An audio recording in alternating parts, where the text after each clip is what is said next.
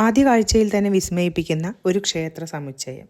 വർഷം 1010 ചോള ചക്രവർത്തിയായിരുന്ന രാജരാജ ചോളർ നിർമ്മിച്ച ബൃഹദീശ്വര ക്ഷേത്രം അല്ലെങ്കിൽ തഞ്ചാവൂർ പെരിയ കോവിൽ.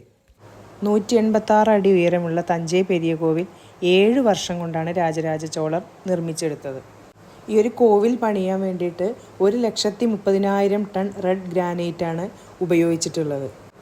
ഈ ക്ഷേത്രത്തിലെ നന്ദിയുടെ ശില്പം ഒറ്റക്കല്ലിൽ നിർമ്മിച്ചിട്ടുള്ളതാണെന്നാണ് പറയപ്പെടുന്നത്. 80 ടൺ ഭാരമുള്ള ഗോപുരം എങ്ങനെ അതിന് മുകളിൽ എത്തിച്ചു എന്നുള്ളത് ഇന്നും ഒരു രഹസ്യമായിട്ട് തന്നെ നിലനിൽക്കുന്നുണ്ട്. പിന്നെ അമ്പലത്തിൻ്റെ നിഴല് ഭൂമിയിൽ പതിക്കുന്നില്ല എന്നുള്ളത് നമ്മളെ അത്ഭുതപ്പെടുത്തുന്ന മറ്റൊരു കാര്യം കൂടിയാണ്. തഞ്ചാവൂർ പെരിയ കോവിലിൻ്റെ ചരിത്രം അവിടുത്തെ ഭിത്തിയിൽ തന്നെ രേഖപ്പെടുത്തിയിട്ടുണ്ട്. ഈ കോവിലിലെ പ്രതിഷ്ഠ എന്ന് പറയുന്നത് ഭീമാകാരമായ ഒരു ശിവലിംഗമാണ്. അതായത് ഒരു മനുഷ്യൻ്റെ 3 ഇരട്ടിയോളം വലിപ്പമുള്ള വലിയ ഒരു ശിവലിംഗം. ഇതെല്ലാം ആ കാലഘട്ടത്തിൽ എങ്ങനെയാണ് നിർമ്മിച്ചെടുത്തതെന്ന് ആലോചിക്കുമ്പോഴാണ് നമുക്ക് ഈ ഒരു ക്ഷേത്രം അത്രമാത്രം നമുക്കൊരു ഇൻസ്പിറേഷനായിട്ട് മാറുന്നത്. നാച്ചുറൽ ലൈറ്റ് ധാരാളമായിട്ട് ലഭിക്കത്തക്ക രീതിയിലുള്ള ഒരു നിർമ്മാണമാണ് ഈ ഒരു ക്ഷേത്രത്തിനുള്ളത്.